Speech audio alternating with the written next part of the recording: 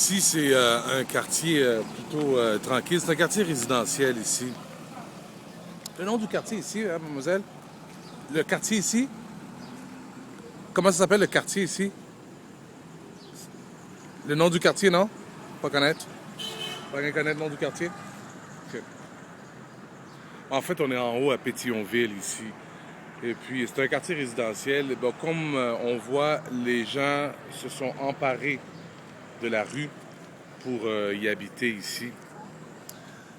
Il y a 1,5 million de réfugiés dans la rue un peu partout à Port-au-Prince parce que les gens, bon, soit que leurs maisons sont cassées, soit fissurées, ou encore ils craignent une autre secousse sismique. C'est la raison pour laquelle les gens dorment ici dans la rue. Les tentes sont montées. C'est comme ça que ça se passe depuis maintenant 7 jours à Port-au-Prince.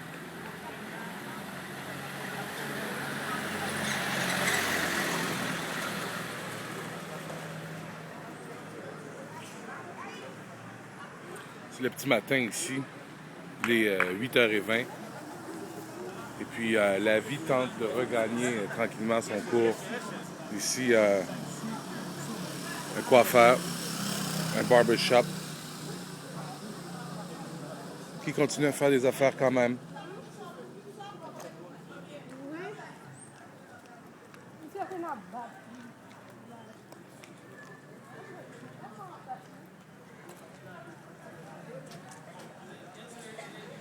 Hier, j'étais dans le quartier de Dikeni. Le quartier de Dikeni, là, il y a une université. Et puis, sur le complexe universitaire, il y a 15 000 réfugiés qui sont là depuis une semaine maintenant, qui sont sans nourriture, sans eau, sans services médicaux. Dans la section qui a été érigée là, pour accueillir les blessés, il y a des gens qui sont déjà morts, là. Déjà des amputations qui ont été faites aussi. On nous a aussi raconté là-bas que depuis une semaine, il y a une dizaine de femmes qui ont accouché sur ce site-là.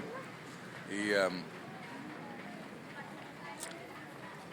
parmi cette dizaine de naissances, il y a déjà, hélas, des enfants qui sont morts après quelques heures de malnutrition. Les mamans n'étaient pas en mesure de les nourrir.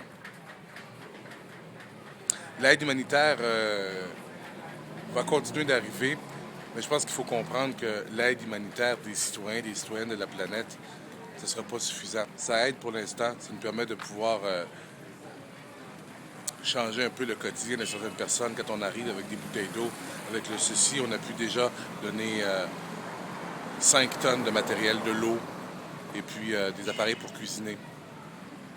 Mais ça va prendre un grand plan articulé avec plusieurs pays, une coalition internationale, un plan déployé sur plusieurs années pour pouvoir redonner un sens à Haïti.